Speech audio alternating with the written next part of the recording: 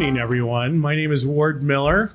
I'm executive director of a group called Preservation Chicago, a preservation advocacy group based in the city of Chicago. And welcome to this forum this evening, Benefits for All, Historic Preservation and Affordable Housing program. This is one of the several panel discussions and tours that Preservation Chicago is offering for the celebration or in honor of the Chicago Architectural Biennial.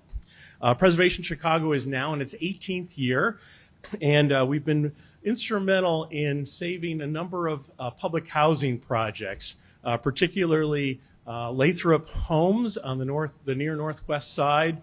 Many of you may pass that development. It's half completed. When we first began our outreach on this, the idea was almost a scorched earth approach where very few buildings, historic buildings, designed by some great seminal architects and landscape architect Jens Jensen would have been lost completely. So, and then also Altgeld Gardens on the far south side, which was an early housing development designed for returning African-American veterans, and also a place where Barack Obama got his start. So we're very proud of this sort of background and this preservation efforts towards saving these historic buildings. We want to thank the National Housing Museum for hosting our event tonight at this great facility, which was designed by Stanley Tigerman. It was formerly his architectural studio called ArchiWorks.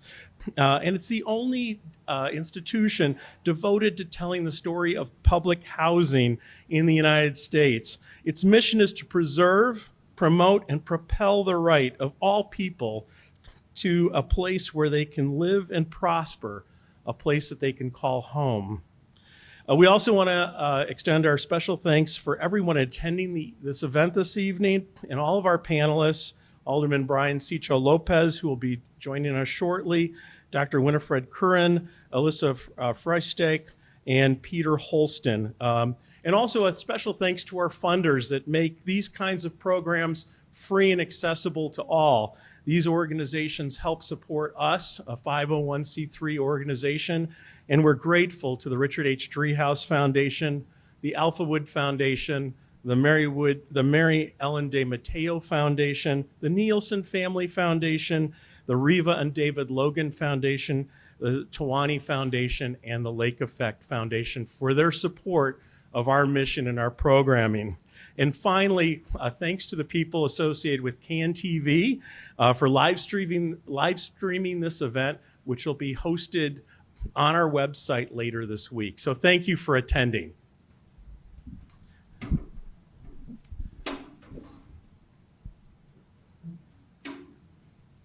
I am now handing this to our Director of Community Outreach, Mary Lou Seidel. Thanks, Ward. I'm going to go ahead and do mine from up here. If you guys don't mind, then I can pass off the microphone. My name is Mary Lou Seidel. I'm the Director of Community Engagement at Preservation Chicago. Prior to joining Preservation Chicago, I worked for the National Trust for Historic Preservation in their Chicago field office. And before that, I spent about 25 years doing community development, community organizing, and community planning. As most people in this room probably know, there are incredible benefits to protecting a community's built historic environment, from its grand city halls and institutions to its workers' cottages and bungalows. People are drawn to older buildings, and their redevelopment is a great benefit to economic development and community revitalization.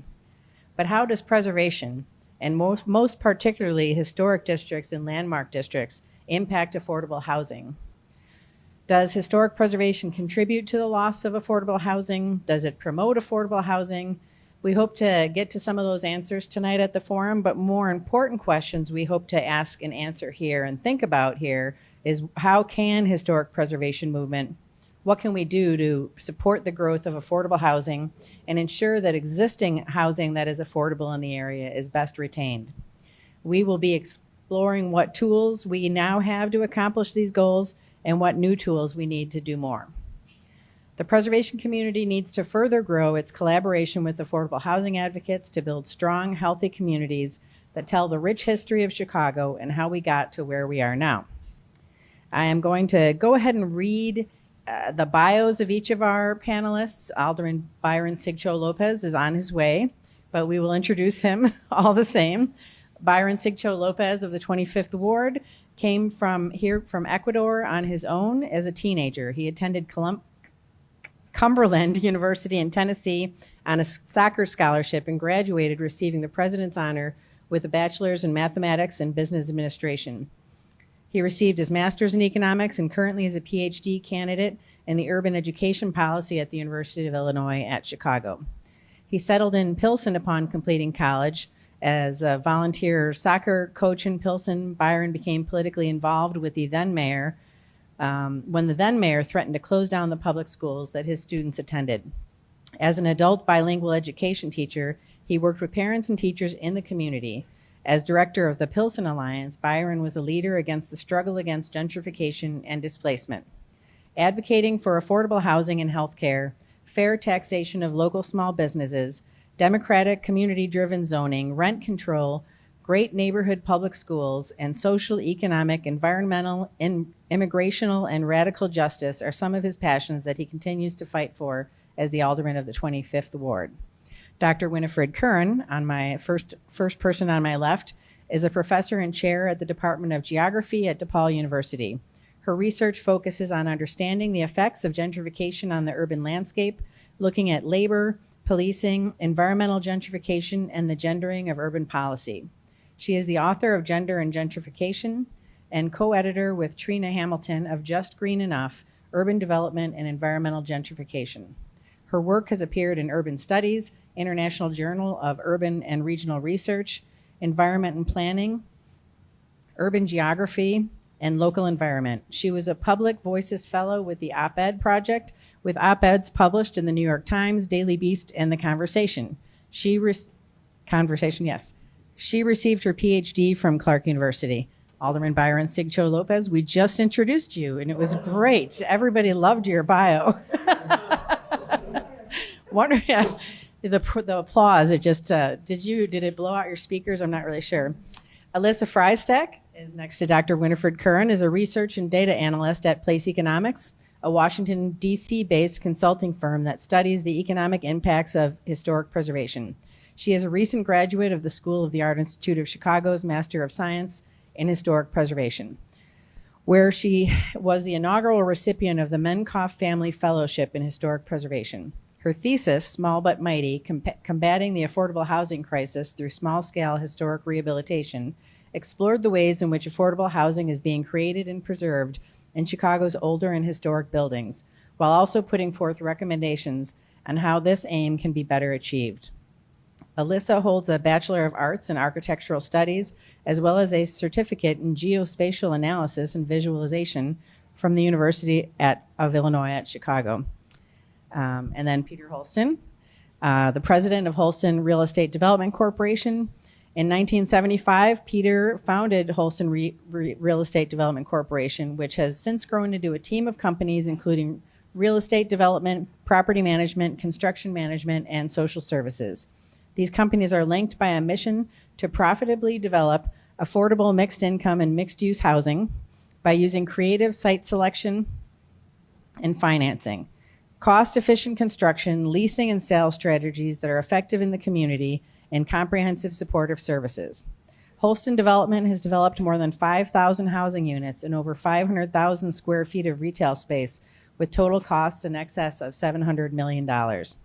Under Peter's direction, the Holston companies have received numerous local and national awards for affordable housing development, mixed income housing development, historic preservation and management, and has been featured in numerous media, including 60 Minutes 2, for its mixed income development at Northtown Village.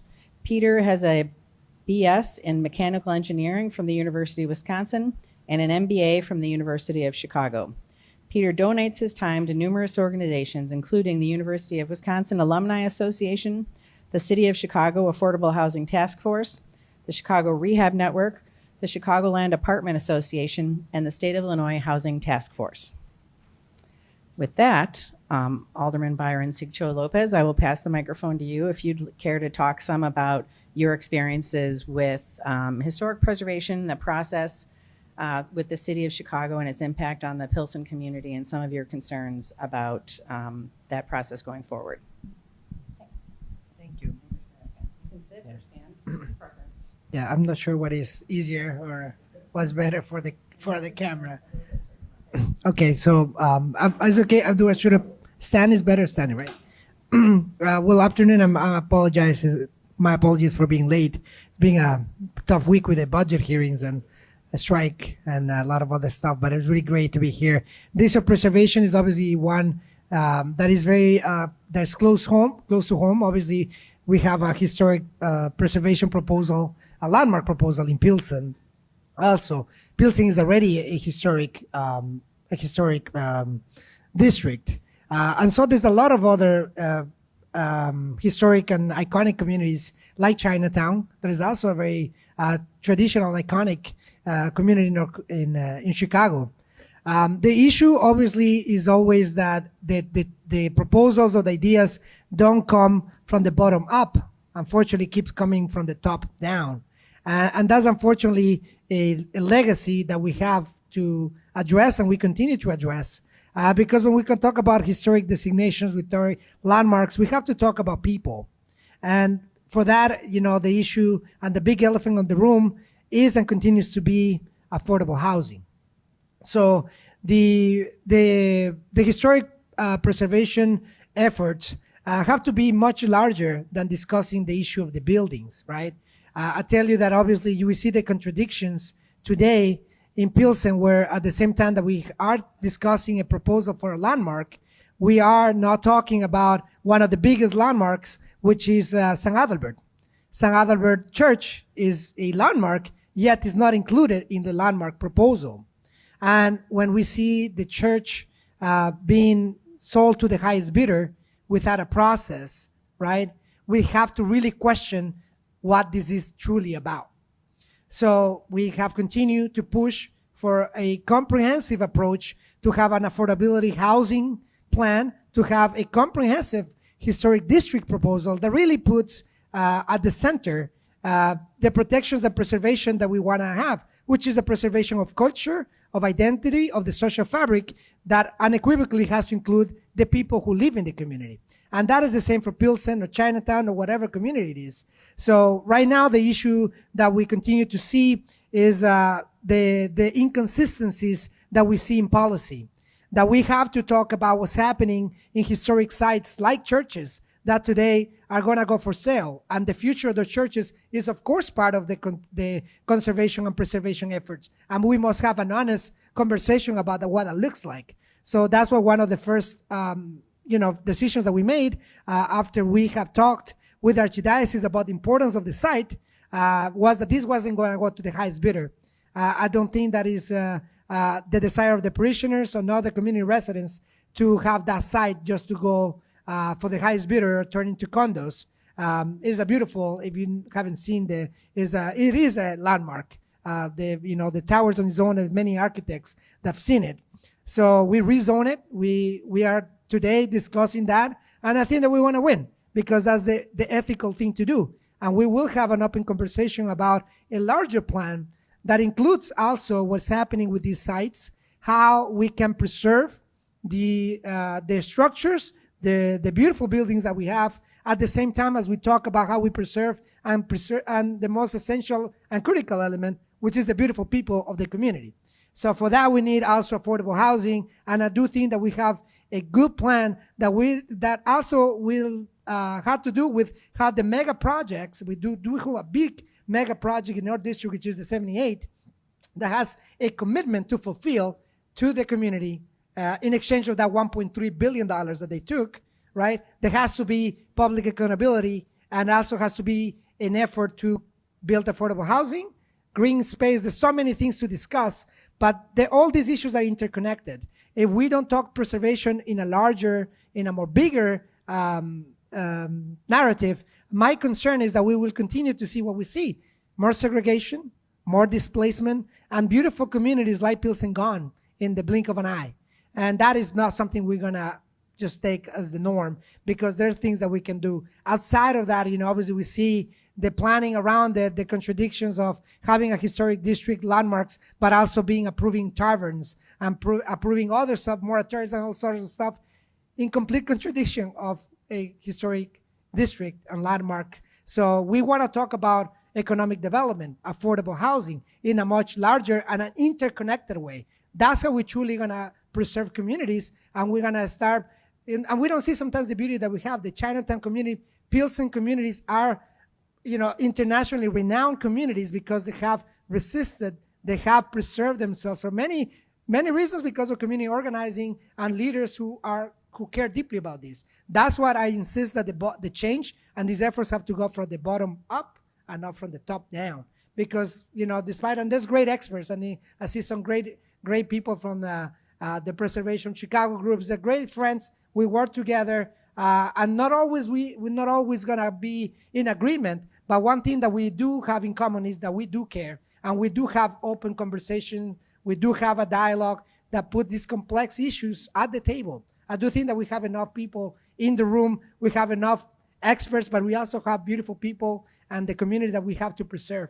And it's at the core of our policies. So I look forward to sharing with you more of the policies that we've been pushing in the City Council. And it's exciting. I think you're really excited about being part of this panel and, look forward to having a larger conversation. Can I share my ideas now, or are we going to just intertwine all that now? So 3 more minutes? Okay. Yeah, because I know there's questions and answers. So I don't want to spill all the beans. But I think the main thing that we want to make sure that we talk about is how big development shapes communities, right? So I'm proud to be part of a larger coalition that has pushed for more safety nets, more affordable housing requirements, and how we can curve big development to actually serve. We do need the revenue, of course, now more than ever, but we also need people. If we lose 250,000 residents, right? That's something that never comes back. That's the biggest damage that we do to our community. So in the search for revenue, we cannot lose our sight of things, and preservation efforts keep us grounded. So I'm part of a task force that is going to reform the current Affordable Requirement Ordinance, the ARO, that right now has served the interests of the big developers, but has failed to create affordable housing. I think in the last 10 years, we created 22 affordable housing units, family-rented family units. It is a shame that we have done so little with such a big need. With other cities like New York have created units in the thousands. So when we start seeing the issues of homelessness, and we start seeing 86,000 people living in homelessness, we have to look at our policies and how our policies have failed our city and our communities to create more affordable housing. There's a better way to do this. So we have an ordinance, it's called Development for All, that we hope is going to increase affordable housing in the areas that are rapidly gentrifying, so that we can actually put some brakes into this. We want 30% affordable housing in some of these areas, like we're already doing. And when we heard that some of the developers will not do it, we already have a proposal. In fact, in San Adalbert for 30% affordable out of all that. Not that we're going to go with that, because I think that we should have a community plan. But to say the contradictions that we have on the narrative that certain things are not possible, but when you start pushing the conversation, the 30% affordable housing projects start popping up. So it's important that we don't accept the narrative that certain percentage is not doable. There are incentives indeed. There are incentives, city incentives, federal, state incentives that we have. We have to be creative. But when there's a will, there's a way. And when there's passion and compassion, we certainly can do a lot more than what we're doing. We also have to talk about the thousands of evictions that happen every year. We have a horrible system in our city that evicts family and seniors and veterans and people with disabilities every year in the blink of an eye. I encourage you to go to an eviction court and see how quickly these things happen. We do need to make sure that we have a better system that not only helps the tenants, but also the landlords, who we don't want no one to play around and take advantage of loopholes. We need clear laws, clear expectations. So we help our homeowners, but we also help the tenants. We have seen the issues with SROs. Many preservation groups see how SROs were basically diminished by the thousands when developers start targeting SROs. Funny enough, one of those developers is trying to buy it St. Adalbert. So we say, we know exactly who you are, you know. So they are in the business of buying cheap and selling high. And we want to make sure that we talk about preservation and the value that we put in our communities. We value our communities quite a bit. We know the value of these sites. So when we talk about eviction court, and we wanted to, unfortunately, we don't have right now a stabilization over rents. Unfortunately, we have a broken property tax assessment system. But what we can do is what we did with the SROs, with the KCRO reform, when we can put relocation fees associated when there's not justification for evictions, and we see how we're able to preserve some SROs when it gets expensive to displace the most vulnerable. So we'll be working on a just cause ordinance that we hope helps the most vulnerable in a way that is not taking advantage of homeowners or taking advantage of loopholes, but really clear, fair conditions for everyone, because we need to create more humane conditions. And the last thing I would like to say has to do with the issue of homelessness. Right now, the city budget, talk about budget, I've been hearing about budgets for quite a bit now, but the thing is that we look at what's happening right now, $10 million for affordable housing is just a drop in the bucket, given the thousands of people that we see today homeless, and the many in the risk of homelessness. Today, I was just sharing, saw in Facebook, it broke my heart. I had a social worker friend who is a social worker that works today and lost her home. And now she is homeless with a small child. This can happen to anybody. So what we want to make sure is that I have heard this story. I go into classrooms to talk to people about the issue of housing. Housing is a human right. We cannot commodify certain things, but we insist on doing this. And we only see very few developers benefiting by this, buying properties by the thousands, buying SROs, buying churches, and we don't see the effects on the most vulnerable and on the most working people. So we need to make sure that we address this. The Bring Home Chicago ordinance is trying to bring more resources to the issue of homelessness, to make sure that we have enough resources to battle the issue of homelessness. We need to create more shelters. We also need to create more housing, affordable housing, more SROs. There's a lot that we got to do, and we need the resources. The same resources that today are funding luxury development. When we said that we broke, we see $2 billion going to luxury development when we need to put a housing order. So I think that we have broken priorities, and I think it's time that we all have this kind of conversation across the city on the communities, the diverse, beautiful, thriving communities that we can have if we all work together. So there's just a few of the ordinances that we're working on. I'm super excited of this beautiful panel, and I can keep talking forever, but I think that that's enough. Now we're going to pass it on to Dr. Winifred Curran. Yeah, I have the unenviable position of following Byron, which is always a tough act to follow. And I'm also going to talk about Pilsen because I've actually, full disclosure, worked with Byron for many years, first at the Pilsen Alliance and now advisory to the zoning board for the 25th Ward. And so as Byron mentioned, one of the big issues around landmarking and historic preservation in Chicago has been the process, right? Again, that kind of top-down nature of the process, and the fact that people that the way in which the policy is written and enacted now, people in neighborhoods don't see how it benefits them, right? They don't see, they face the prospect of landmarking with fear, seeing it as a tool for displacement. And so beyond the process, what I also want to talk about is the precedent, right? That the fact that homeowners and renters fearing the process of landmarking is not an illogical fear.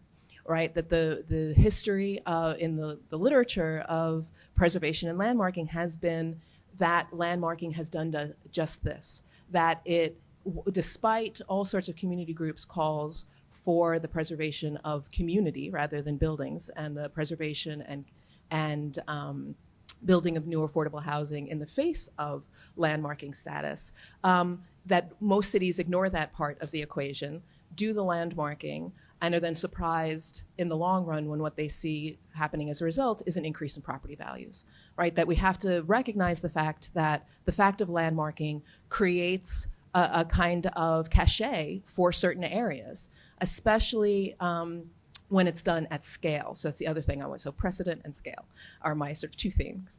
And I'm going to draw in part here on work done by Youngjun Kim, who's sitting in the front row here, is a PhD student at UIC, working on the West Loop, right, which is just north of Pilsen. And so people in Pilsen have seen quite clearly what's going on in the West Loop and don't want the same thing to happen to them. And so one of the issues in the West Loop has been the landmarking at such a scale that allows then for particularly speculative developers and also kind of institutional investor developers to scoop up huge amounts of property, right? A number of buildings at the same time to then control an entire market, right? To control then who the renters and users are going to be in those spaces in a way that is going to lock out any kind of affordable options. In the West Loop, that much of that has been commercial space. But of course, commercial markets and residential markets are not separate from each other, right? That neighborhoods like West Loop are developed as kind of luxury commercial markets at the same time that they are being developed as luxury residential markets. And so again, we're seeing these same kind of things happening in Pilsen, where kind of luxury commercial space is maybe leading the way in how historic buildings are being adapted, the sort of adaptive reuse. And the desire certainly is to create a luxury market in the neighborhood.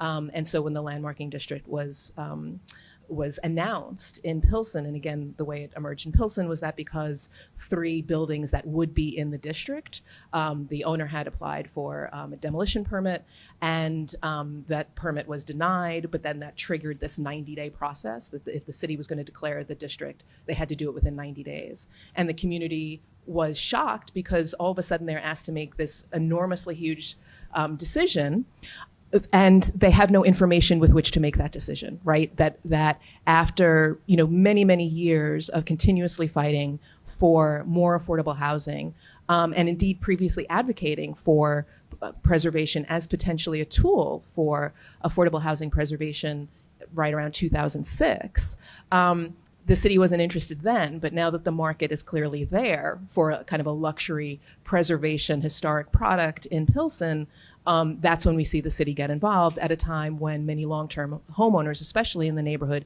see this as a tool for pricing them out of the market. So that the scale of that, again, that it's happening across the entire neighborhood rather than just building by building, and the precedent of the way in which preservation has been used as a tool for gentrification and displacement in other neighborhoods make neighborhoods facing this choice very scared of the prospect of preservation. But it doesn't have to be that way, right? As Byron said, there's a narrative that goes along with this, and we can change that narrative. And so hopefully part of what we'll do here today is talk about what current policy is lacking and ways in which we can fix it so that preservation and affordability are something that become linked in the popular imagination rather than things that historically have really not been related to each other at all. I'll leave it there for now.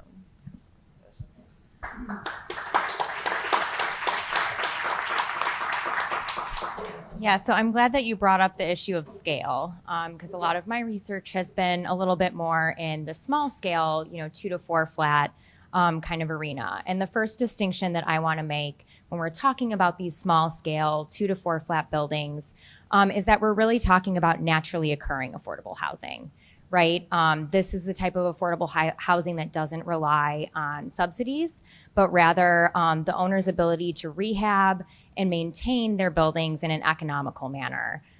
This in turn allows these owners to be able to rent their units at a relatively affordable rate, right? So in order to make sure that these owners are able to continue to supply this naturally occurring affordable housing, or if they want to be able to supply more of it, there really need to be more programs that are in place that provide these owner occupants with the ability to rehab and maintain their properties. And right now the city does offer some of these grants, but a lot of times they're for like emergency kind of repairs, right? Roofs or even accessibility and aging in place things. Like this is what the city has got covered. But many of the other rehabilitation programs are offered through private organizations like Chicago Bungalow Association and neighborhood housing services, things of that nature. And oftentimes these are more public-private partnerships, right? These preservation preservation private organizations are helping to facilitate the allocation of government or federal funds. And the second point that I want to make has to do with our field's definition of historic, right? So there are plenty of tools that we as preservationists can provide for designated buildings, right? We have tax credits, we have tax freezes and abatements and things like that. But when we're talking about 2 to 4 flats, a lot of people in our field don't necessarily look at these buildings and see them as something that's worthy of formal designation. And that means that a lot of these really small scale buildings are completely cut off from our traditional preservation incentives. But one way that they've kind of found to get around this is that some preservation revolving funds don't mandate historic designation for use of funds for rehabilitation. Instead, they only require that buildings be at least 50 years old, and that any rehabilitation work that's done is done, to their set standards for their preservation organization. And an example of this is the Landmarks Community Capital Corporation, which is in Pittsburgh, and they've used their preservation revolving fund quite often for small-scale affordable housing projects. At Place Economics, we do a lot of this research into programs and policy all around the country and all around the world. And some of the other tools that we've come across that really facilitate affordable housing, surprisingly, are all, well, not all, but some of them are in San Antonio. They're kind of the leader in this arena. So in San Antonio, there's a program that gives a 10-year tax exemption to owners that live in a newly designated historic district. And then at the end of that 10 years, if they're still living in that historic district, they also they're eligible for a 5-year tax exemption extension, right? So the thought behind this is that we're kind of rewarding these long-term residents that have lived in these communities. And, we're rewarding them for pursuing designation and supporting preservation. But then also, we're hoping that in return for that, the savings that they have through this program, they're able to reinvest in their homes for rehabilitation and, maybe even be able to offer their units at a more affordable rate. San Antonio also offers a program that gives a 10-year tax abatement for historic property owners that set aside at least 40% of their units for low-income housing in substantially rehabilitated projects. And then another approach that we've also seen is actually through our state tax credits. So I think about 35 states now including Illinois, has a state tax credit. In a number of states, including Connecticut and Maryland, the historic tax credit actually increases if you're including an affordable housing component in the project. So I think to actually improve upon that concept of this, kind of tax incentive bump for affordable housing, I would recommend that the bump for affordable housing inclusion be kind of tied to the project's location. So in this scenario, there would be kind of like a base level tax credit for anyone who's doing a historic tax credit, regardless of whether or not they're including affordable housing or not. But if projects that include an affordable housing component take place in a census tract where the area median income is below the state average, this project would be eligible to receive a 5% tax incentive bump, right? But then if projects that include an affordable housing component take place in a census tract where the area median income is above the state's average, then this project would receive a 10% tax incentive bump. Right? So if we're looking at that kind of approach, this way we would be able to alleviate issues of concentrating poverty, but also being able to allow low-income residents to, find units in high opportunity areas that might have been cut off from them in the past. So with that, I'll hand it over to Peter.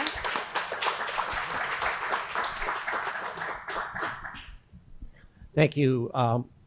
I am very interested in the the smaller housing incentives. I haven't taken advantage of them, but I did for a number of years live in a typical Chicago 3-flat, rented out the other 2 units, and fortunately I was handy, so I was able to fix it up myself and maintain it, but I sure would have appreciated incentives. So it's good to hear about incentives for smaller properties, because they're the fabric of the community, in addition to the larger buildings that typically are on a corner, usually where a side street meets the commercial street. That's where that bigger building is. In my career, I focused on those larger buildings, and started out many years ago in Albany Park, and renovated a number of buildings in the 13 to 25 or 31 or so units. And once I had a staff, I needed to work on larger buildings to cover the overhead. So came over to Edgewater and Uptown and started doing elevator buildings, some of which were SROs, and converted those SROs into small apartments because some of the SROs didn't have kitchens or bathrooms. But still keeping the rents affordable for the people that were living there, because I never believed in displacement.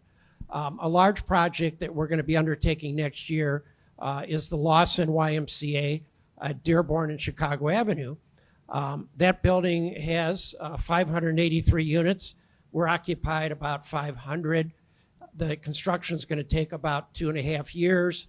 So I'm out looking for places to put people for 2.5 years while we shut the building down, and then they will be offered to come back. In our history, when you relocate on a temporary basis, households, some of them don't come back because they assimilate into where we move them to, but the offer will be there for them to come back. Obviously, these folks are not able to pay a higher rent because of the construction. That's our problem. And how we're bridging that gap is through rental subsidies. So a lot of people are paying maybe 500, 550 or so. We really need 700 to run the building, so the gap is going to be subsidies. Now, I'd like to run you through briefly an example of one of the properties that we did, called the Strand Hotel at 63rd and Cottage Grove. This is a typical streetscape looking south on Cottage Grove from the L stop. Obviously, being by a transit hub is a real plus for people of limited income. And it turns out, obviously, that some of these bigger buildings were the anchors where the L would stop. This shows a little bit of the area, 63rd and Cottage. I think maybe perhaps a number of you are familiar with it, but it's directly south of the University of Chicago. It's attracting some good investment from a nonprofit called POA. We are also down there doing the work. The Strand was a 75,000 square foot building owned by the city. We have converted it to 62 residential units. All but I believe 9 or 10 of those units are affordable. The ones that are market rate are only a few dollars more, because that's what the community can support. Let's go to the next one, because these are just people. The historic images are really cool, and I think those of you that like older buildings in the city, this is a perfect example of what it used to look like. I'd like you to pay particular attention to the bottom left slide, because that area actually we were able to preserve. Here's an outside shot looking at the building before we did the interior work, and you can see the L station to the north. This building, like typical larger buildings in commercial areas, have storefront retail as well. This is what we were faced with. This building had been open to the elements for probably 15 to 20 years, and you can see looking down a hallway that it's just completely disintegrated. And when we took it over, I mean, this is exactly what it looked like. This is what it looks like now, completely restored. an outdoor area for the residents on the right, and the storefronts in the front. Let's skip to one more. There you go. Okay, so remember that lower left shot? Well, here's the upper left shot. So you can see, by the grace of God and who knows who else, this was saved. So while the upstairs were completely disintegrated, at least the water damage was somewhat moderate on the lower level. So we have a gorgeous lobby that the residents walk into, a community room as well. And you can see the typical hallways that are no longer crumbling with all the old plaster. This one's a little bit hard to read, so I'll tell you briefly what it is. The total project cost on this was almost $23 million. The equity created by the historic tax credit paid for about $3.5 million of that. So that was a gap, and the historic tax credit filled that gap of about 15 to 18% of the total project cost. The rest of it, as we call in affordable housing industry, this is layered financing, or bacon, lettuce, and tomato sandwich, or whatever you want. But lasagna, and that's how we put it together. But that's what we do. We love historic buildings. We love helping the communities in Chicago, and we love keeping the costs affordable. Thank you. Thank you. Okay, I am going to lead with a couple of questions, and then I will open it up to the floor. I also wanted to let anyone who's live watching this right now, I have my phone here, so I don't have to answer my emails on my laptop. So if you want to email questions in, I will try to get to those as well.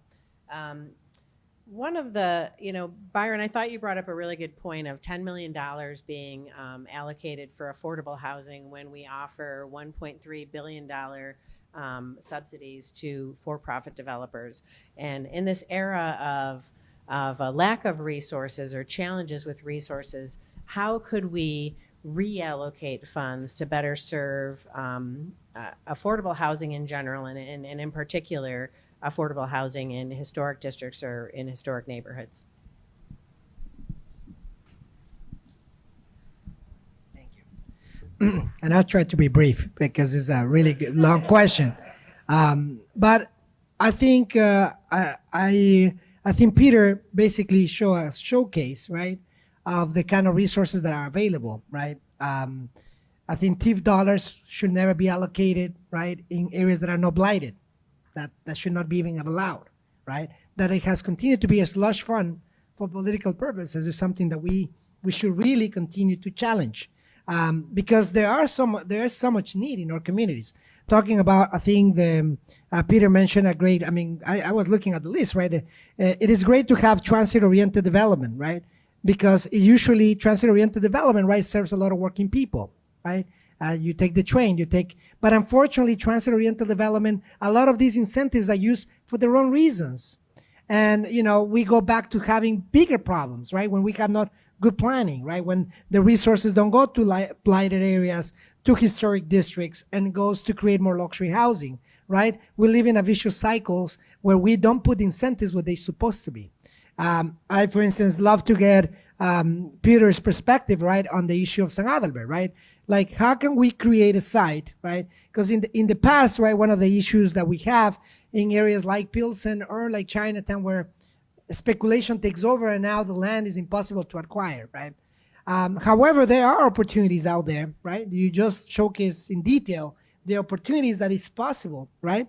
We can have from TIF dollars to some of the low-income housing incentives, TOD. There's so many incentives that we can put in TIF dollars, because infrastructure needs, to preserve historic districts where low-income families live, to me, is a priority, right? It's still to me appalling that we continue to give away public dollars for profit and for luxury when we have so many needs, right? So I do think that there are resources out there, and we need to be better planners. I think that we have good planning when you have big developers. When it comes to the public good, unfortunately, it's hard to get those resources in order. And I do think it has to do with the political will. I do think the priorities of the city have to be redefined. because that will redefine at the state and the federal level how we allocate our public dollars. But I do think that there are certainly opportunities. There are projects for preservation and affordable housing that get TIF dollars, but I tell you the number is unfortunately too low, right? And the large amounts that we have continued to give away, to me, is something that we need to stop now. Right. So from TIFs, I think there was a great list, and I would actually like to say, right, that oftentimes we say, well, preservation efforts sometimes they're expensive, right?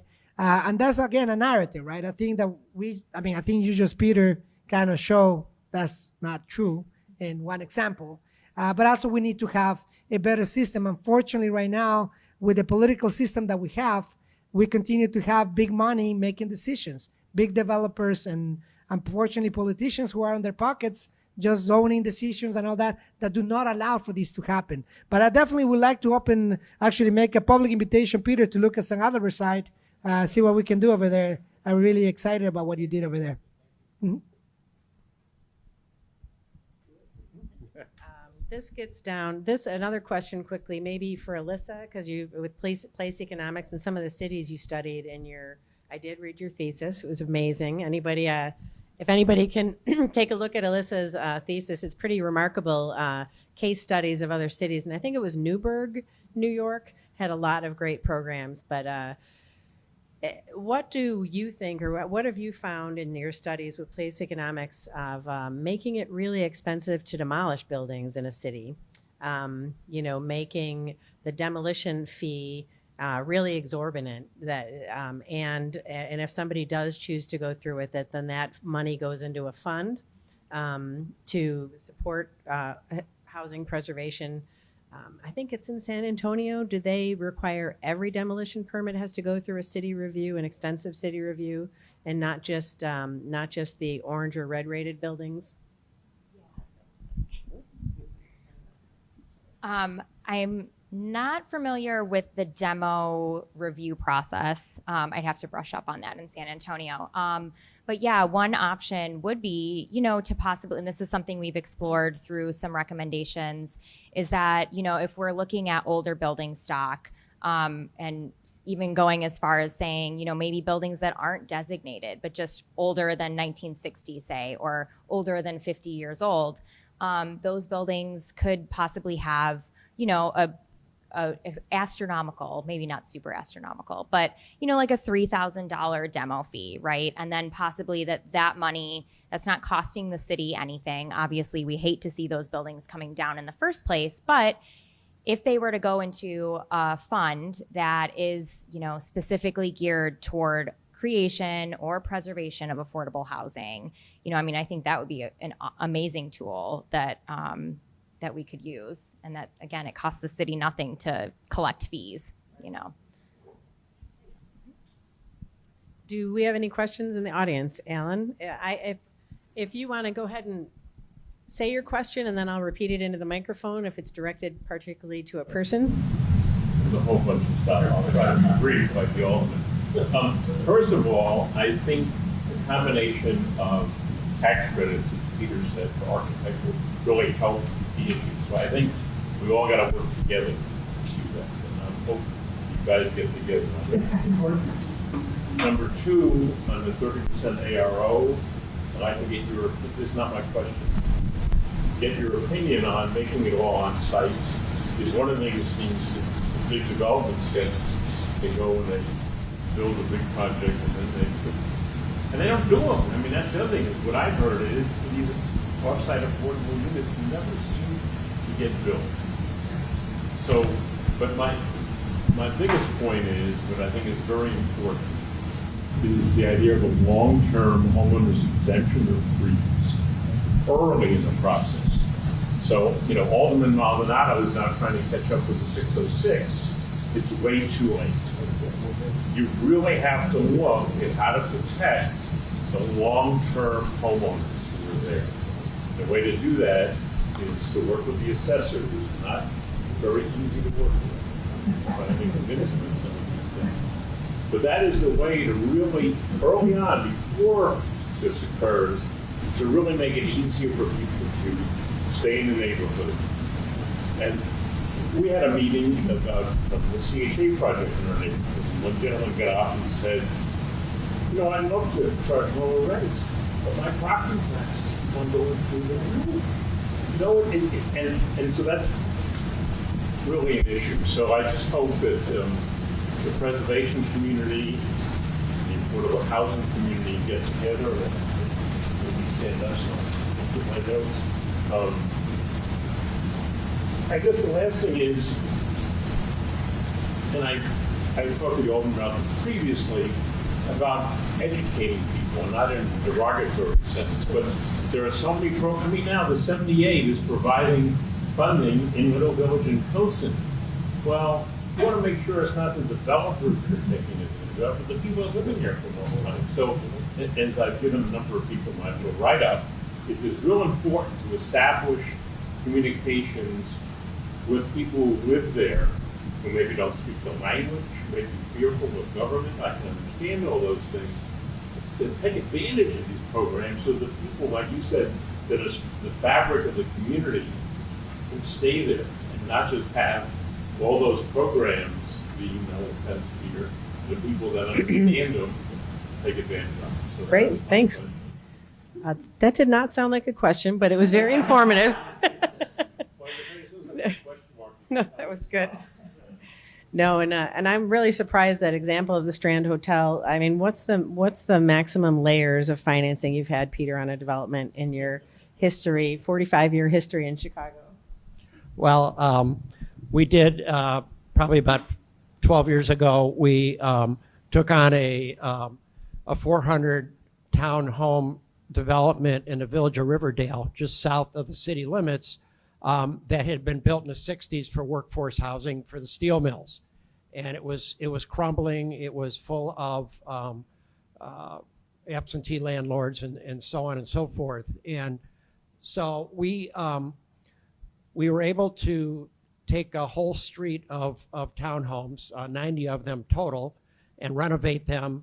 And then we did some new construction, mixed use along 138th Street. And then, of course, the market crashed and we couldn't do the rest. But that had 16 layers of financing. And we literally undercovered every little rock and stone. We actually went to Washington, D.C. with the mayor, and we met with Senator Durbin and at the time Jesse Jr., and they were able to get a little money here, a little money there. We did the low-income housing tax credit. We did the historic tax credit. We did the donation tax credit. I think we looked at the new market tax credit for the mixed use. We had some home money from Cook County. We had some money from IDA. We had TIF money. We had some grants from various entities that the city helped us with. And we had a lot of migraine headaches. That's what we ended up with. But unfortunately, no one source is enough, so you have to piecemeal a whole bunch of them together.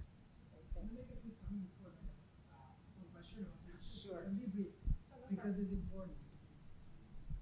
I think this idea of the long-term home exemption, for property taxes is a very important one. Unfortunately, right now, and it's like the numbers don't lie, right? It's still the system has not allowed, because obviously the objection will be, well, we need to get the revenue somewhere, right? But when you start nickel and diming, right, the homeowners, especially the long-term homeowners, right, when properties in Pilsen were assessed at $100,000, now there's $500,000 value, right? But here your income didn't change, neither you done anything to, right? But yet you have in downtown properties that were purchased for $100 million, right, or buildings, but assessed by 50 or 40, right? So we do have an issue, a big one, right? And it's political, it's not technical. It is a matter of how we want to make sure that we collect taxes fairly. Then we will be able to do these kind of programs in the 606 or in El Paseo, when in Pilsen, we have homeowners exemptions, demolition fees, and 30% affordable set aside. But as long as these broken systems continue to be in place, right, you will have a lot of pushback. But that's what I think we need of all of you, to make sure that we get to good policy, but starting implementing those changes now.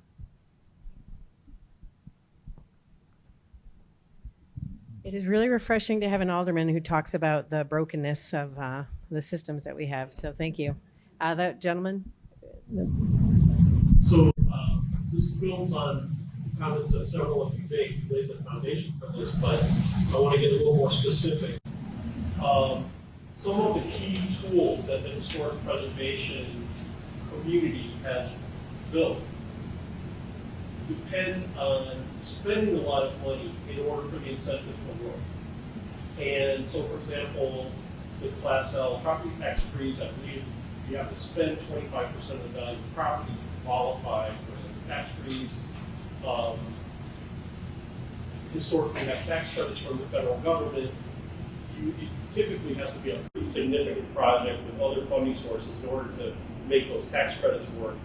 So I'm wondering, how can we make some of those resources available to, say, moderate income building owners in a community like Pilsen? And one way that I wanted to ask you about that strikes me is that Alderman Sigcho Lopez, Byron, my friend, he needs, and his community needs, like tomorrow, a $20 million fund for maybe a revolving loan fund, right? So that people can borrow, make the repairs, get the tax freeze, pay back over time.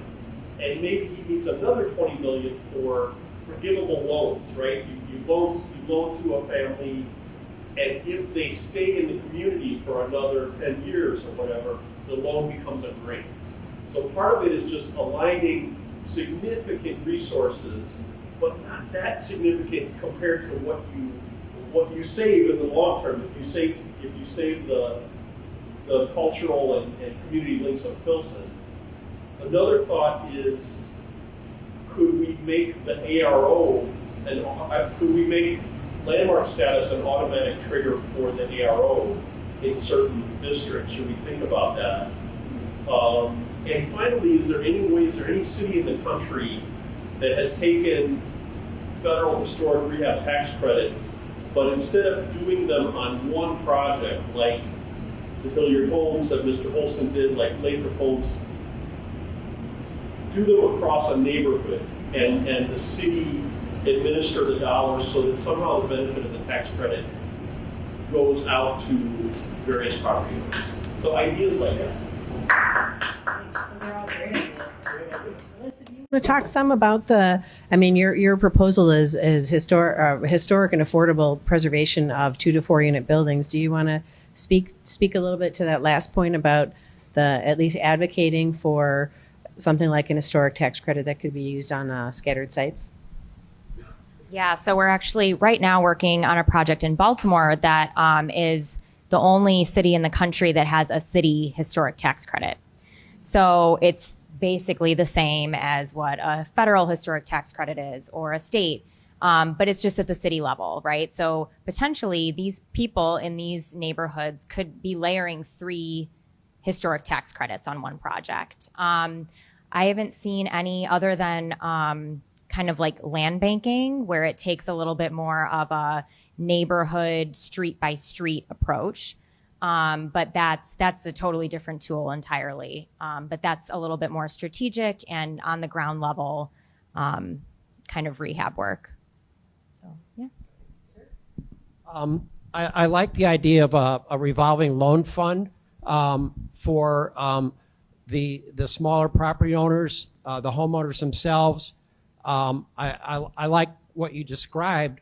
I would think, like in your experience and others, to approach one or more foundations. Some foundations, all foundations that I've come across have lending targets, and a lot of it is education and other things. But hopefully, we could find some foundations that would be excited about setting that up, because I think going to a bank, we'd have to put up an enormous amount of collateral, but I think a foundation one or more foundations would be very appropriate for that type of thing. And I like the fact that, okay, get the money, fix it up, get the tax credit, pay it back. I mean, it's a perfect approach. I really like that. I just want to make a larger point about the nature of financing and investment and access to capital, and that is that the reason so many neighborhoods like a Pilsen are available for landmarking status now is because they could not access finance capital in the 1960s, 70s, 80s, 90s, because banks would not lend to Latinx homeowners, right? So that why we have these architectural marvels, because people couldn't get mortgages to put, aluminum siding on these houses, right? That sort of disinvestment is the underlying thing upon which landmarking and preservation is built, right? Because we haven't valued entire swaths of the city. And now as they selectively come back into what banks are willing to finance and are rediscovered, they're rediscovered at the expense of the people who suffered through all those years when they couldn't get financing to upkeep their homes. So that sort of equity dimension needs to be at the core of anything that we do here.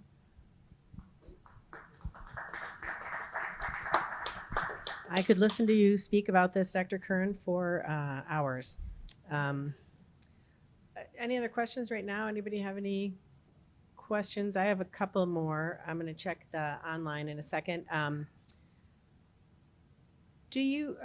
think, Alyssa, you brought up the point about, if there were a state historic tax credit where there were some incentives if you were in a bump if you were in a low-income census tract, and a bigger bump if you were in an above area median income for a census tract.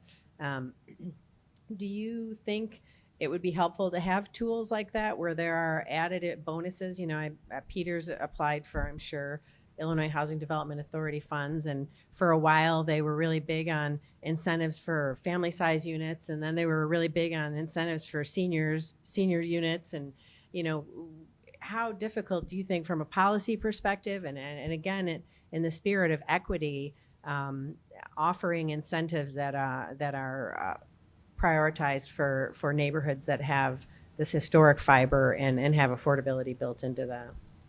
Anybody want to talk to that? Yeah, so I think the basis kind of for that thought of, let's provide affordable housing in these high opportunity areas. There was actually a program that Community Investment Corporation had, I think it's still around, that's called the Opportunity Investment Fund. And it kind of had that same premise, right? Where it's like we're providing funding for these high opportunity areas so that, there isn't this concentration of poverty. These families are able to access, better schools and more access to jobs and things like that. So I think that's something that while we obviously need affordable housing in these areas that have always experienced disinvestment, I think it's also important to kind of open up these opportunities to other areas of the city that have normally been completely cut off to people. Yeah. So. I think that goes back to the equity question, though, of really schools should be great in all neighborhoods. So that would be the first goal. I have a question from Nicholas watching on CAN TV. Minneapolis has just adopted a new comprehensive plan that upzones single-family neighborhoods. Is that a potential affordable housing strategy for historic neighborhoods, and should the city of Chicago pursue it? And I'm guessing to allow for a higher density in single-family neighborhoods? Yeah. Okay. Yes, so upzoning is very kind of au courant as a way that we can build ourselves out of the affordable housing crisis. We're not going to build ourselves out of the affordable housing crisis until we fundamentally change our values, right? The problem is that when, Yona Freemark, who's a grad student at MIT, recently did a study. Chicago has done its own upzonings in connection with TOD, as Byron was mentioning earlier. And what his study found was that the upzoning actually increased property values because it was basically the city saying to developers, we're open for business, here you go, right? And the other thing is with upzoning, is to look at the actual density. So it matters what types of units you are building when you upzone.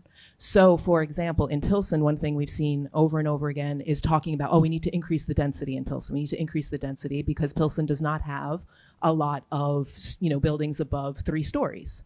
But Pilsen is one of the most heavily populated, one of the most densely populated neighborhoods in the city because it has housing that is multi-generational housing. And this is one place where historic preservation really could play an important role, is in keeping 2 flats and 3 flats available to working class homeowners, both as a way to provide affordable housing, because again, those working class homeowners often remember what it was like to be a young person starting out with a family, and so they're not looking to charge the most expensive rents that they can, but then also having those rental units in the building has been a path to the middle class for especially immigrant homeowners historically, right? So to preserve those kinds of buildings, rather than thinking that building our way out of the crisis with like 40-story, 1-bedroom, again, a vision that's very much like a Lincoln Yards kind of, like that is Lincoln Yards with its 6,000 units going to solve the affordability crisis? I guarantee you no. Is 78 with its 10,000 units going to solve the affordability crisis simply by increasing supply? Absolutely not. We fundamentally have to change the policy structure in which these units are built. So upzoning is a tool. Certainly single family zoning has been used historically. Essentially, really it emerged as a racist tool to prevent African Americans from being able to move into neighborhoods and entire cities. That's the original. I can go into the history of zoning law, Euclid v. Ambler, 1926. But that single family zoning absolutely has been a tool to accomplish discrimination, both racial and income. But getting rid of single family zoning in and of itself, or upzoning everywhere all the time, does not in and of itself solve the problem. I'll make a quick comment just very quickly. And I think that unfortunately in Chicago, definitely that is not a way to go, unfortunately, because of the bad track record that we have to using of zoning. So in fact, I think right now we have to move the other direction, but with clear guidelines and caution, right? I think right now there's a lot of conversation about prerogative and a lot of conversation about how zoning can be used, and it can be empower residents. So this is not, like, I think this supply and demand model that is super simplistic doesn't work. Trickle-down economics don't work, right? Never trickles down. So the supply meets their own demand, right? If you build luxury housing, you likely probably somewhere going to try, and even then there's market failures when you see, the number of vacancies that some parts of downtown still have, because oftentimes those projections are wrong. So I'm questioned to build white elephants that at some point will be hard to fill. In the meantime, we have a huge list of, you look at the CHA list, you look at every affordable housing developer in the city have huge waiting lists. And where is the demand for those? And where is the supply for those lists, right? So this debate of supply and is very political. What I think that we need to do in the city of Chicago is to have clear guidelines so residents can see what is being built and see if there's something that we can and should build. And in most often than not, when residents are seeing, well, do we want more luxury housing? The result is like, you know what? Probably not, right? Do you want more affordable housing? I think we have to start making these guidelines a little more clear, but I agree with Wynn. This supply and demand model, unfortunately, has failed us. That's what we have had already, actually, in Chicago. And I think we need to move the other way to make sure that we have a more empowering process when we start looking into each big development. Do you need those $2 billion, because I tell you, like my friend John said, if anybody knows those $20 million that we need right now for the historic district, will go a long way.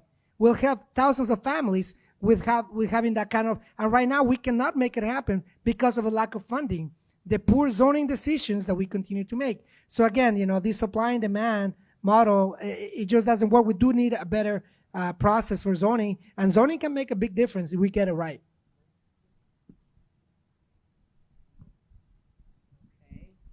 Okay, man, we have we had somebody, I believe I know Ward Miller in the back, Executive Director of Preservation Chicago. Hi there. I have a question for you. A few years ago, the city made the tough decision of closing down 49 Chicago public school buildings. About 20 of those have been repurposed by developers or become new schools. But we have about half of those, let's say between 20 and 25, that still remain vacant. They're mothballed. Some are heated. Some have kitchens in them, for cafeterias, be a source of businesses. But why aren't we considering a way to get the Chicago Board of Education, the Chicago Housing Authority, CHA, and the city and all these programs together to reuse these 25 or so empty public school buildings in areas of disinvestment oftentimes? Why aren't we using those as possible housing options? They contain hundreds and hundreds of classrooms that could easily be converted into apartments. They're still in good shape. They have boilers and whatnot that still work.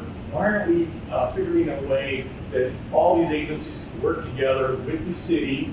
I know there's some difficulties there, but that seems like such an affordable and viable option. And then to compile that, or to talk a little further, why can't we get agencies like the Archdiocese of Chicago that have hundreds and hundreds of convents and former rectories and even school buildings that are currently empty? And why can't, as a city, we work together to make this affordable housing? We would make a huge dent on many of these vacant buildings. So I just want to encourage everybody on this panel, in the city and the aldermen, if you could lead this effort to really consider this as a viable option for Chicago. Affordability, historic preservation, all really sync together in a lot of different platforms, and this would be an ideal way to make a huge dent immediately. So I just want to encourage that. And what do you think the challenges might be on something like that? If I could just ask the panel.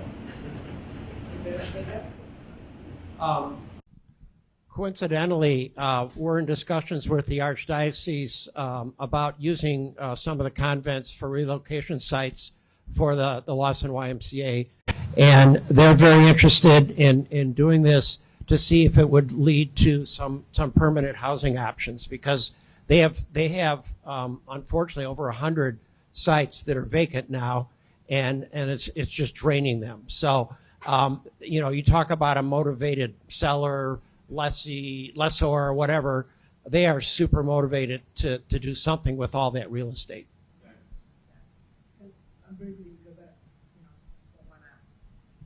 Take over the whole thing, but that is such a good question, because the reality is that one of the big issues that we face right now in big, unfortunately, communities that are historic, like Pilsen or Chinatown, is the price of land. That's just the reality of things. And when you see like either schools or the archdiocese with churches that are vacant, and there are a lot, right? We need to make an inventory, right? So make sure that we have our own plans. Oftentimes do not, are not executed because there's not a larger vision. And unfortunately, again, it's very convenient when they're eager to sell and when they're not. And we got to make sure that, yes, we do, with the archdiocese in particular, right? We want to make sure that we do right by our mission, right? Of social justice or equity and affordable housing. So, sometimes the highest bidder may not be the best fit, right? Sometimes you may have to compromise, and I think that's one of the things that we sitting at the table to see what of those decisions are important. Right now, to the point that was made earlier, we have an ARO pilot.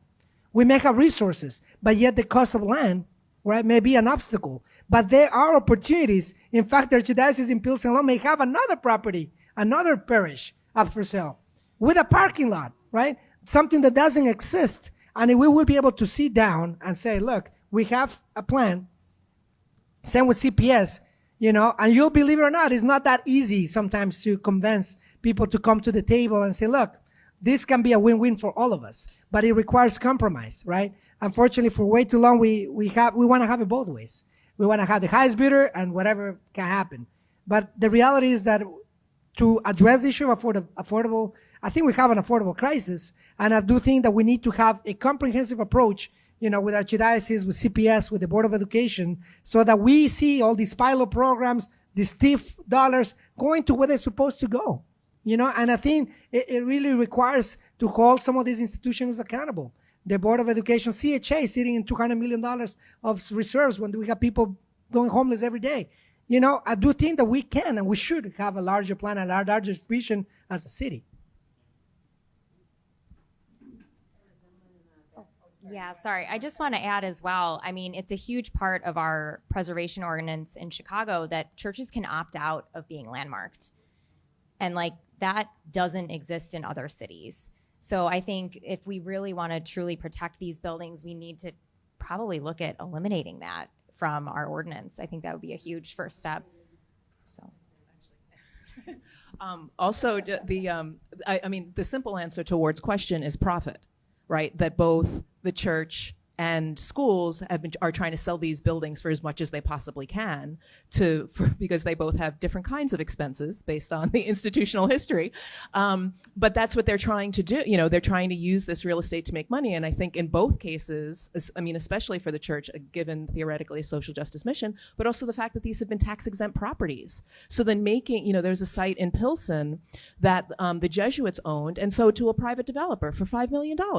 Which then that private developer wanted to turn into 500 market rate apartments. Like that's not the mission, So exactly this accountability, and that also once you've held property tax free for decades, there should be some, public requirement that doesn't just allow you to profit from that as much as possible. Similarly with the schools, I live near two of the closed schools, two of the only closed schools that were not majority African American that have both since been turned into schools.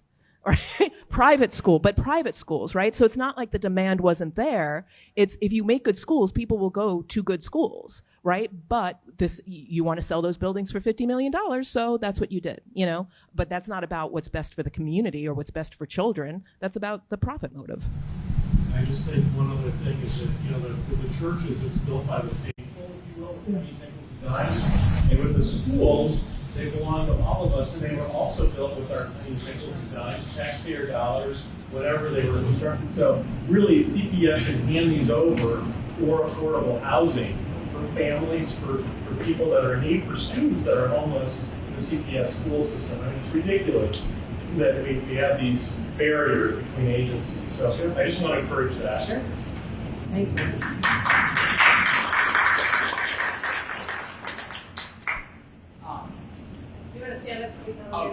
Sorry.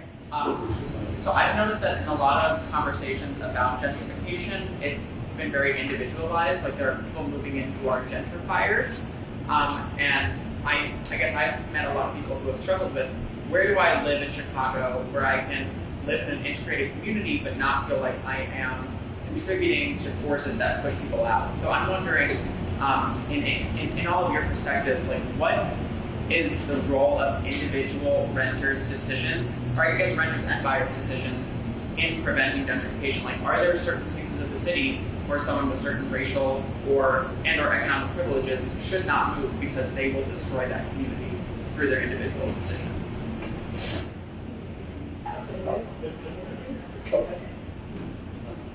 This is my bread and butter, so I'm happy. So absolutely, yeah. I mean, I think that's one of the narratives we need to change. That it's about individual gentrifiers. That if you got rid of guys with beards and skinny jeans, that you would somehow solve the problem of gentrification, right? They're not the problem. They're a symptom of the problem, but they're not the problem. The problem is that capital moves. Capital is always moving around the city, looking for the next best place to make the most profit, right? That's what causes gentrification, and then people pick the best places they can based on the means that they have within that landscape, right? And so really there's no good answer to that question. In that there are no just landscapes, in American cities, right? There is no neighborhood that has not been shaped by racism and other forms of injustice, right? So if you're a white person moving to a white neighborhood, that is then this whole legacy of why that is a white neighborhood and why that neighborhood was more adequately resourced than other neighborhoods. But then it also doesn't mean that white people can't move to other neighborhoods. But I think so much of the debate around gentrification has been like, oh, where can I live? Where can I live? It's like, how do we make people who are stuck in neighborhoods that they don't necessarily want to be in mobile so that they can get out, right? That so much of it is, how do we bring investment, like my investment of my rental dollars, my purchasing power to these neighborhoods because I care about the neighborhood. But like, okay, well, do you care so much that you rent for really cheap so that people of color and, people from these disinvested communities can move into neighborhoods that don't have it? We so often talk about like, oh, can people, move to a Pilsen, move to an Uptown, move to a Bronzeville? It's like, well, can people from those neighborhoods move to the Gold Coast? right? It's that there's not equal access. Some people have the freedom to choose whatever neighborhood they want. Others have no choice at all. So that's really the thing that we have to wrestle with. But for the people, actual renters and owners looking for places to be, I think you can live in the neighborhood that serves your purposes, but then be of that neighborhood, right? Invest in that place, not just financially, but go to community meetings, know your neighbors, advocate for your public school, send your children to public school. For example, I mean, that's one of the single biggest things people can do right now, as we see, a city that does not feel compelled to fund its public schools adequately. Go CTU. As a parent of CPS kids, but it's remarkable in my social set how many people don't, right? So, but little things like that, that you don't have to, and I know in the Pilsen Alliance we've seen this, we have plenty of people who are actively involved in the Pilsen Alliance who could easily be called gentrifiers, right? Whether by virtue of their class position or by race. But they're working with the Pilsen Alliance, right? We have architects, we have lawyers, people who have actively engaged with the community and thereby earn respect from those long-term residents in the community. And so that's what people should be doing if they're moving to these, neighborhoods on the cusp. Like, don't just pop in there for 2 to 3 years, while you're in grad school or till you feel like the unit is safe to flip. Actually be of that place. I like that little pitch for CTU that you threw in there as well. That is not on topic, but very subtle. Oh, wait, Timothy, you had a question, and then this woman here. I hope to keep this quick. I like what was said about the two flat opening up, having experience what it was like to be in a family. I know many two-flat owners that feel so vulnerable with Chicago's RLTLO, the resident landlords and ordinance. They have to defend themselves, even though they're innocent, etc. I also know a renter who recently met an attorney who was told, even if you've done nothing wrong, you wouldn't get money from your landlord. Because, anyhow, I want to know, is that, I hate when I hear that two flat owners are keeping units off the market because they feel too vulnerable to it. How does that compare with other cities? Is that a valid detraction of the stock available for renters in affordable housing? I wanted to talk briefly, really quickly about back to Winifred's point about how to be of the neighborhood. Is don't go into a neighborhood and buy a 3-flat and convert it into your giant single-family home. But anyway, that's my little pitch. But yeah, David, you want to address question? You may know better than I, because long ago I had smaller buildings, but not anymore. But does the landlord-tenant ordinance apply to 2 flats? If it's not owner-occupied, Yeah, 3 flats and larger. 3. Okay, Yeah. all right. I have been victim to the attorneys that prey on. Seems to be Yeah, it's a cottage industry, and the best offense is a good defense. So we try and keep our nose clean as best we can, but it is a problem. Yeah, I really feel for the small landlords, because many years ago I was one, and it was scary there, but today there's a lot more forces that are happening. I really think that we collectively really got to protect the small landlords and the single or family owners, or 1 to 4 unit owners. I think we really need to protect them, because they are the core fabric on that block. They really are. And when I moved into Albany Park, first thing we did was get involved with a community group, and then we didn't feel so alone. We had people with similar problems, and I would recommend the young gentleman back there choosing where to live. Wherever you live, get a hold of that community group and get involved, and you won't feel so scared. It's very important.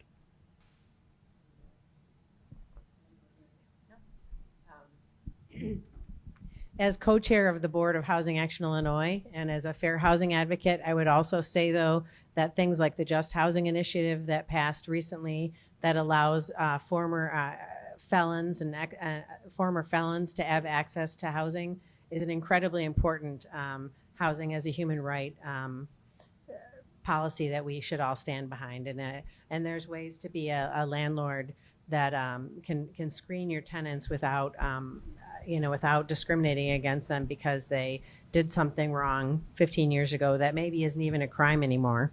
But you had a question, ma'am?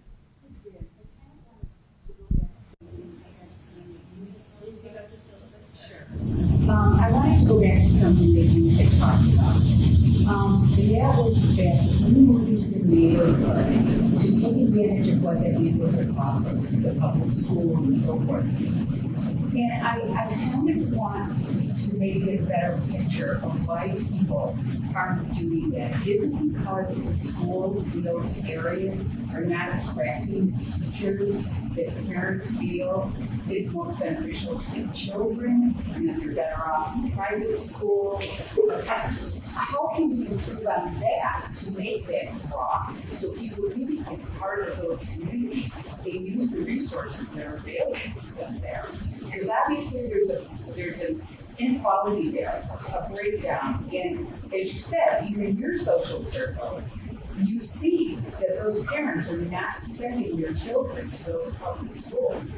And to me, your school in your area is a huge part of even your social circles in those areas. So I'm just kind of wondering, what do you think is the goal with that? So one of the things with gentrification is that schools tend to be just about the last thing to gentrify, because so most gentrifiers coming into who are the ones kind of establishing the neighborhood as a gentrified outpost are what we call sinks and dinks: single income, no children; double income, no children. So sort of everything else gentrifies first. You get your Starbucks and your other coffee shops and your restaurants and your green space, your 606.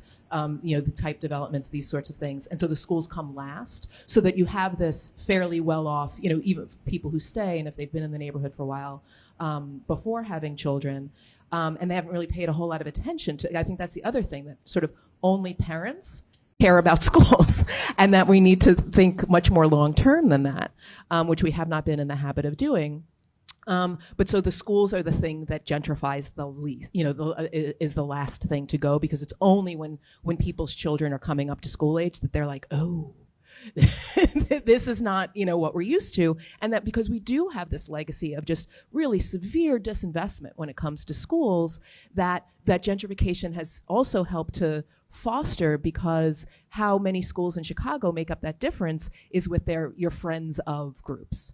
Right, so you have your kind of PTA type organizations that raise fund for their school, so that you have public schools in Chicago that have friends of groups that literally raise millions of dollars, while you have other schools who have they're lucky if they can put together a bake sale, right?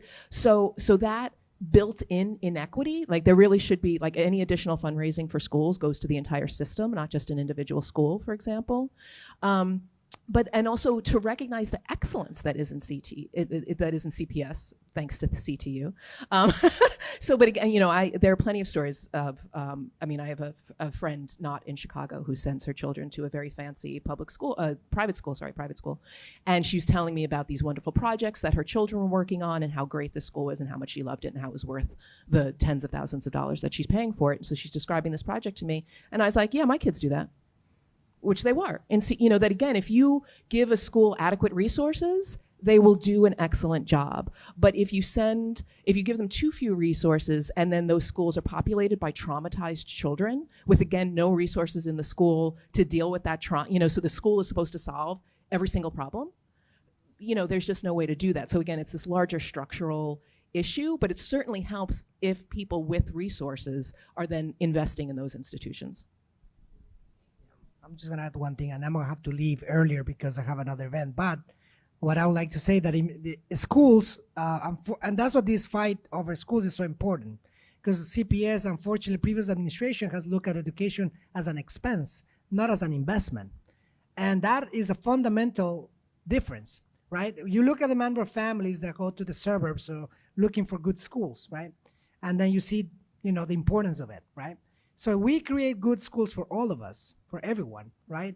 I do think that we will be investing in keeping in the long run our families and no matter where they come from. Because I think, and I hear from the questions, people feel uncomfortable. Where do I go? Where do I go?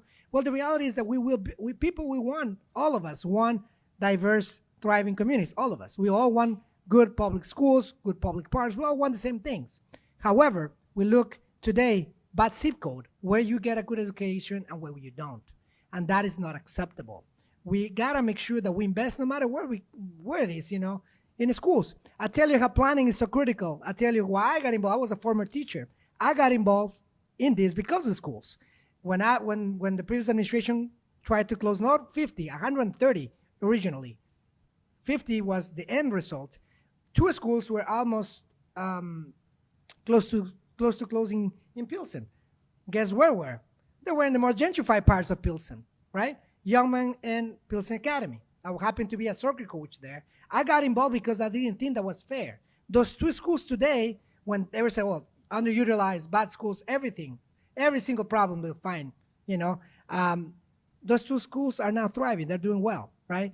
And they'll continue to serve for as long as we invest in them. So that's what this fight is so important for all of us, not for the teachers, but because we have this invested for so long that, having social workers, not having library, that has a huge impact. And investment in schools, in parks, it's a critical investment. We all want the same thing. So that I leave you with that, talking to, some of the young people or seniors. This coalition has to be a large coalition. We all want the same things. And we need to make sure that we bring back good government. Good government is something that allow us to have a say-so in this. And the practices of the past, we can no longer neither tolerate them or no longer pay for them. So there's expensive bad decisions. So I hope that, we out of all this, to the person in the back, the young man, I tell you, I got involved the same way, right? And I think that's what we need more and more. So all of us, I think together will be achieving a different society, a true new day that yet today is being defined today. That's what I'm proud to stand up, with the teachers and with this great panel. Thank you. While the alderman is leaving, I'm going to wrap up in a minute, but let's give a hand for all the panelists who are here today and for all their time preparing and for their commitment to this important work. Did you have another question? Sorry. Okay. Great example of small scale or single property level preservation projects. And I agree, there are a lot of historical examples of historical preservation and protective affordable housing stocks. But however, I think after the crisis, development practice with historic buildings has changed significantly to large global investors in the channel through this field that show great appetite that aren't existed in the past. So I think the earlier linear relationship between housing affordability and preservation has not very changed. I think the recent scale of preservation districts have been marked recently, not just a single property by property, and it's much bigger, like in Pilsen. So I feel like some outcome of just preservation are very earlier examples. So what do you think that how we can protect equity and affordable housing from this community? I think there are a lot of changes happening, and still a lot of people talk about their earlier older examples. So again, how do we protect ourselves with the because there are a lot of things changing in the industry and also the reality.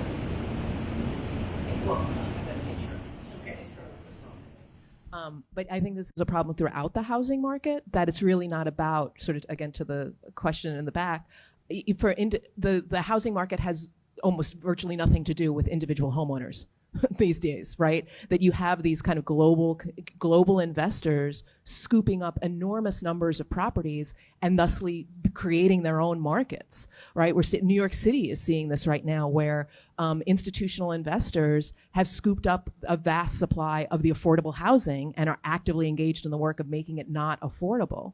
And so there has to be a mechanism to make that not true, so that, because if housing is always going to the highest bidder and it's a global market for that, which is what it is now, then it's not just going to be the very, the absolute lowest end of the income ladder. It's going to be anyone who's not you know, a Jeff Bezos level billionaire, right? That in too many markets are being shaped by global investment rather than just by the actual local demand for that housing. And so then similarly for historic preservation, that as your work has found, that these preservation credits have become very attractive to global investors. It's a way to make development affordable in places that maybe they would not have looked at before. And so again, like as our policy changes on this, which hopefully it will, we need to be very actively engaged in the work that making sure that any of these benefits are targeted at the individual homeowner or at the kind of responsible developer that's actually interested in preserving an affordable housing supply. Yeah, I'd like to just add to, you know, I had mentioned earlier that about 35 states have historic tax credits. About half of those states have owner-occupied tax credits as well. So they have tax credits for single family homes or usually 1 to 4 unit buildings, right? So that gives that access to those people that live there, not just developers that come in and swoop and flip or, you know, come in and swoop up a bunch of land and build these huge, you know, developments. So I think, again, getting those tools that are specifically geared toward owners is the most important thing. All right. Well, I want to respect everybody's time. We're 6 minutes over.